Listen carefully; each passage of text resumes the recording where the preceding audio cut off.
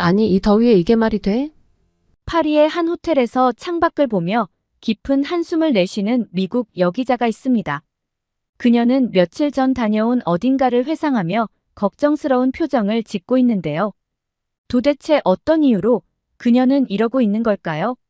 안녕하세요. 세계인들의 한국에 대한 감동적인 이야기를 전해드리는 감동뭉클입니다. 저희 채널은 해외 커뮤니티 레딧과 신청자의 실제 사연을 제보받아 실화를 바탕으로 영상을 제작하고 있습니다.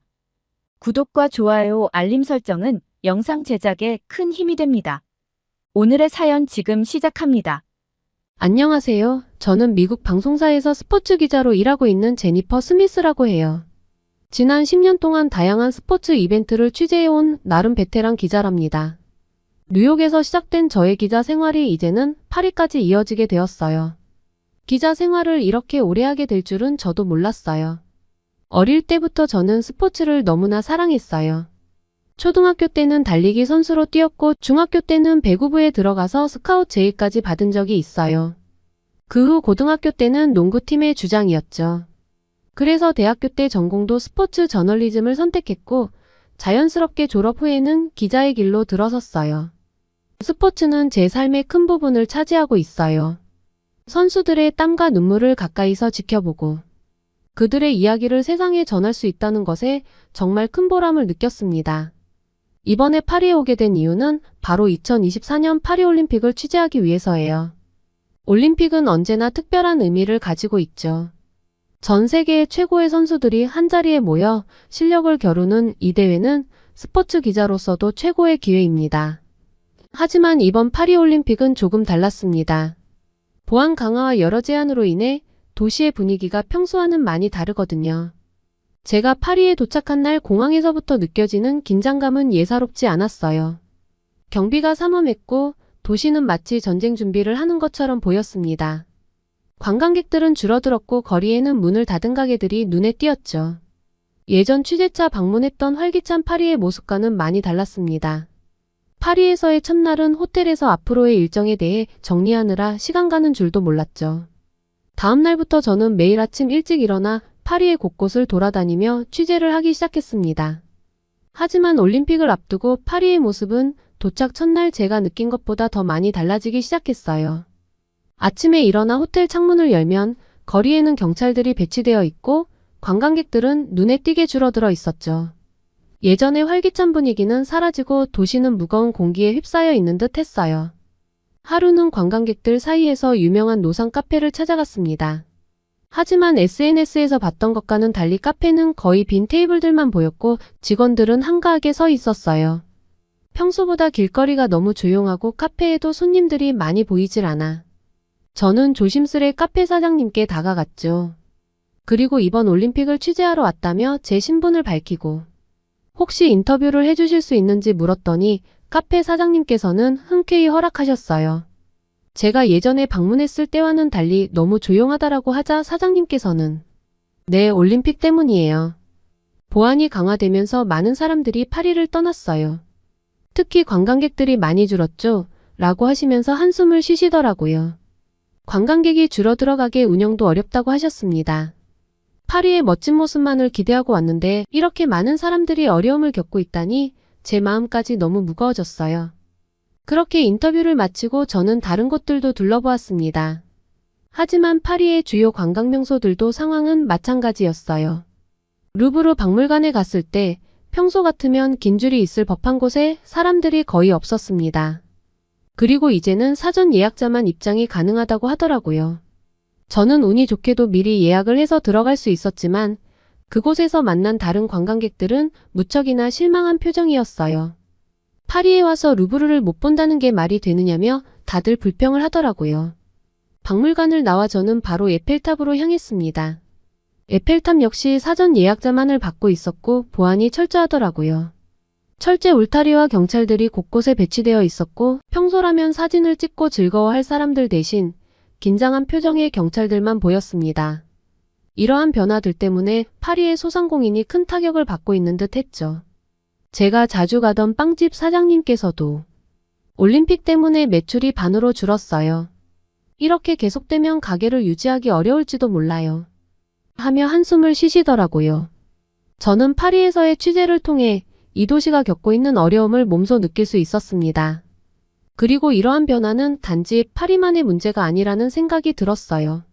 세계 곳곳에서 올림픽이 개최될 때마다 그 도시의 일상과 경제에 미치는 영향은 상당히 크니까요. 다음날 저는 다음 취재를 위해 선수촌으로 향할 준비를 했습니다. 선수들이 어떤 환경에서 생활하고 있는지, 그리고 그들이 겪고 있는 어려움은 무엇인지 알아보기 위해서였죠. 올림픽 준비를 위해 파리 전역이 바쁘게 움직이고 있었지만 선수촌은 그 중심에서 특별한 역할을 하고 있다고 생각을 했어요. 선수들이 머무는 곳이니만큼 그곳의 환경은 경기력에 직접적인 영향을 미칠 수밖에 없으니까요. 선수촌의 건물들은 깔끔하고 현대적인 디자인이었지만 주변은 생각보다 조용했어요. 선수촌의 입구에서 저를 맞이한 올림픽 관계자는 친절하게 안내를 해주었습니다. 그는 선수촌의 환경을 설명하며 이번 올림픽을 얼마나 친환경적이게 하려고 노력했는지 강조했죠. 이번 올림픽은 친환경 올림픽을 목표로 하고 있습니다. 그래서 선수촌에는 에어컨 대신 자연 환기를 통해 실내 온도를 유지하고 있습니다. 라고 말하더라고요. 저는 선수들이 머무는 방으로 들어가서 숙소의 상태를 직접 확인했습니다. 선수들의 방은 예상보다 간소한 모습에 정말 놀랐어요. 한눈에 보아도 작은 선풍기가 중앙에 자리 잡고 있는 것이 눈에 띄었죠. 게다가 도쿄올림픽 때 봤던 그 골판지 침대가 보이더라고요.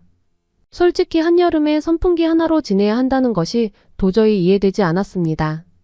특히 작년 여름 파리의 기온이 43도까지 올랐던 것을 기억하고 있었기 때문에 더욱 그랬죠. 하지만 담당 직원분은 에어컨이 없는 올림픽이 가장 친환경적 올림픽이 될 것이라며 자랑을 하기 시작했습니다. 에어컨 대신 직사광선을 피하고 지하 냉각수를 활용해 건물 전체를 외부보다 6도 낮게 유지하도록 설계했다고 했지만 무더위에 선수들이 어떻게 대처할 것인가에 대한 저의 우려는 여전했어요.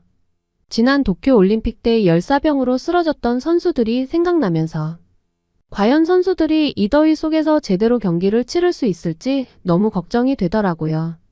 선수촌 내부를 둘러보는 동안에도 몇 명은 무더위에 지쳐 보였습니다. 사실 미리 알고는 있었지만 저희 미국을 포함한 캐나다, 영국, 독일, 그리고 예산이 많은 나라들은 선수들에게 이동형 에어컨을 지원하고 있었습니다. 하지만 우간다와 같은 나라들은 냉방기기를 지원할 자금이 부족해 어려움을 겪고 있었어요. 에어컨이 없는 방에서 지내며 무더위와 싸우고 있는 그들의 모습을 보니 안타까운 마음이 들었습니다. 이것이 정말로 친환경적인 방법인 건지.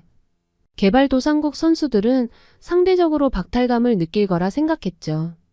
제가 만난 한 선수는 인터뷰에서 예상은 했지만 파리의 이상 기온에 에어컨 없이 지내야 해서 너무 힘들다고 제대로 실력을 발휘할 수 있을지 걱정이 된다고 하더라고요. 스포츠에서 최고 성과를 내기 위해서는 최적의 환경이 필요하다는 것을 알기 때문에 이런 상황이 선수들에게 얼마나 큰 부담이 될지 짐작할 수 있었습니다. 선수촌은 매우 넓었고 다양한 시설들이 갖추어져 있었습니다.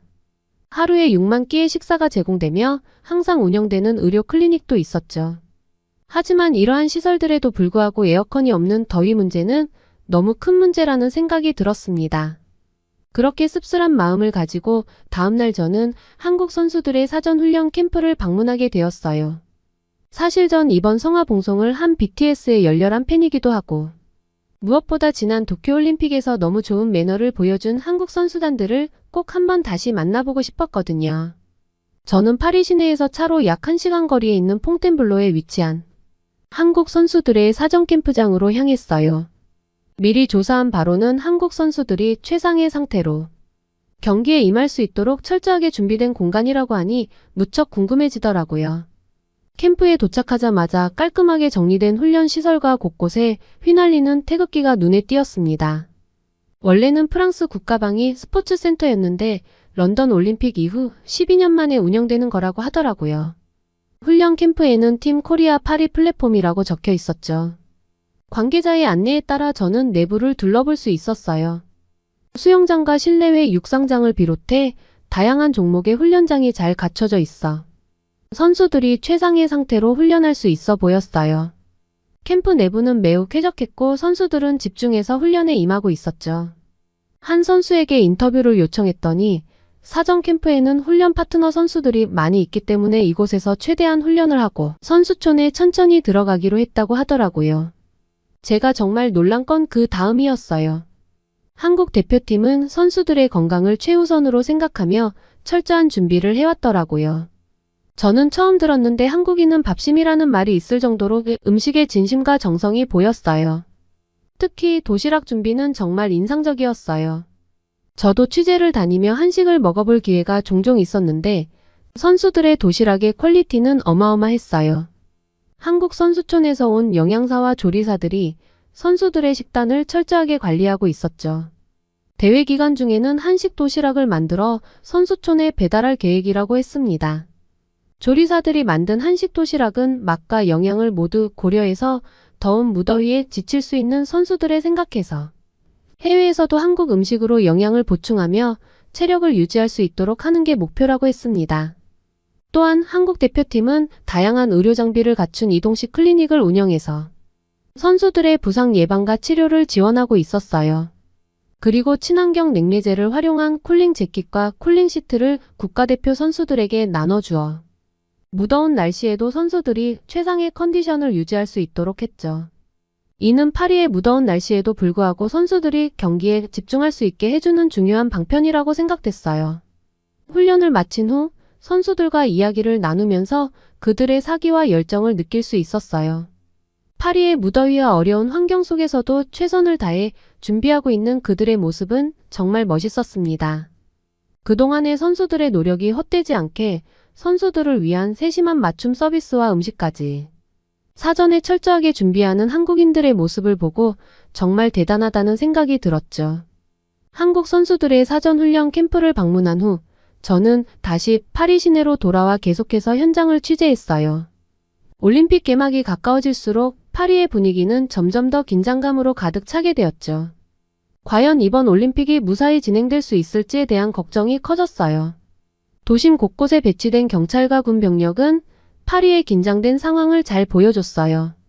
주요 도로와 장소는 철저히 통제되고 있었죠. 전쟁과 테러의 위협 속에서 치러지는 이번 올림픽은 보안 문제가 가장 걱정이었습니다. 마크롱 대통령이 필요하다면 개회식 장소를 변경할 가능성까지 언급할 정도였으니까요. 경기장들은 기존의 유명 관광명소와 장소들을 활용해서 더 흥미로웠어요. 에펠탑 앞 잔디밭에서 비치발리볼 경기가 열리고 임시 경기장에서는 유도 경기가 펼쳐질 예정이죠. 베르사유 궁전에서는 승마 경기가 펼쳐진다고 하는데 정말 멋있겠다고 생각이 들었죠. 이 모든 장소들이 올림픽을 위해 특별히 준비된 것이라고 했습니다. 하지만 인터뷰를 해본 결과 이번 올림픽의 문제점들이 많이 보였어요. 정작 올림픽을 즐겨야 할 파리의 주민들은 올림픽 기간 동안 도시에 머무르는 것보다 에어비앤비를 통해 집을 빌려주고 그 수익으로 휴가를 떠나려는 계획을 세우고 있었습니다. 에어비앤비는 올림픽 기간 동안 약 50만 명의 여행객을 수용할 것으로 예상되며 이는 이전 연도에 비해 2배에 달하는 수치였죠. 이런 변화는 여행객들에게는 큰 도전이 될 수밖에 없어요. 파리의 대중교통 시스템 또한 올림픽 동안 큰 변화가 이루어진다는 사실을 알았습니다. 특정 지하철 노선은 폐쇄되거나 요금이 급등한다는 것이었어요. 한 번 타는 지하철 티켓의 가격이 2배로 오르고 주요 관광지와 경기장 근처의 도로는 통제될 예정이라고 했습니다. 생강을 따라 열리는 개막식 준비로 인해 많은 구간이 폐쇄되거나 제한돼서 많은 불편함을 겪었던 시민들은 이번 파리올림픽 때 파리로 오지 말라는 말까지 나올 정도였으니까요. 이번 취재 내내 너무 실망스러운 소식들만 취재하게 돼서 제 마음도 편치 않았습니다. 철저한 준비를 해온 한국 선수단의 소식 밖에는 딱히 쓸 뉴스가 없어서 저는 한국 특집 기사를 내보내는 쪽으로 방향을 틀었습니다. 사전 훈련 캠프에서의 열정적인 훈련과 완벽한 식단 관리, 그리고 의료 지원까지 한국은 정말로 모든 것을 완벽하게 준비해왔더라고요. 한국의 철저한 준비성을 보며 이번 올림픽에서도 좋은 성과를 낼 수 있을 거라는 기대를 갖게 되었어요. 이런 열악한 상황에서도 한국 선수들이 잘 해낼 수 있을 거라는 믿음이 생겼죠. 많은 이슈들이 있지만 파리에서의 마지막 취재를 마치며 저는 이 도시와 사람들이 올림픽을 통해 하나가 되는 모습을 지켜보길 기대하고 있어요. 파리올림픽의 성공적인 개최를 위해 그리고 선수들과 시민들 모두가 무사히 올림픽을 즐길 수 있기를 간절히 바라고 있습니다. 이제 저는 계속해서 파리에 머무르며 한국팀의 소식에 대해 중점적으로 취재할 예정이에요. 이번 올림픽에 부디 아무도 다치지 않고 별 탈 없이 잘 마치기를 진심으로 바라고 있어요. 그리고 그 과정 속에서 한국 선수들이 빛나는 순간들을 많이 만들어주기를 응원합니다. 오늘의 사연 어떠셨나요? 오늘 이야기가 좋으셨다면 구독과 좋아요 눌러주시고 주변의 많은 분들에게 공유해주세요. 사연자분에게 응원과 격려의 말씀들을 댓글로 남겨주세요. 감동 뭉클에서는 여러분의 마음들을 모아 사연자분들에게 전달해드리고 있습니다. 감동적이거나 재미있는 실제 사연들을 제보받고 있으니 소개해주고 싶은 사연이 있으시면 위 메일로 제보해주시기 바랍니다. 오늘도 여러분의 하루의 작은 즐거움이라도 되었기를 바라며 지금까지 감동 뭉클이었습니다. 구독과 좋아요는 영상 제작에 큰 힘이 됩니다. 끝까지 시청해주셔서 감사합니다. 다음에 더 좋은 영상으로 찾아뵙겠습니다.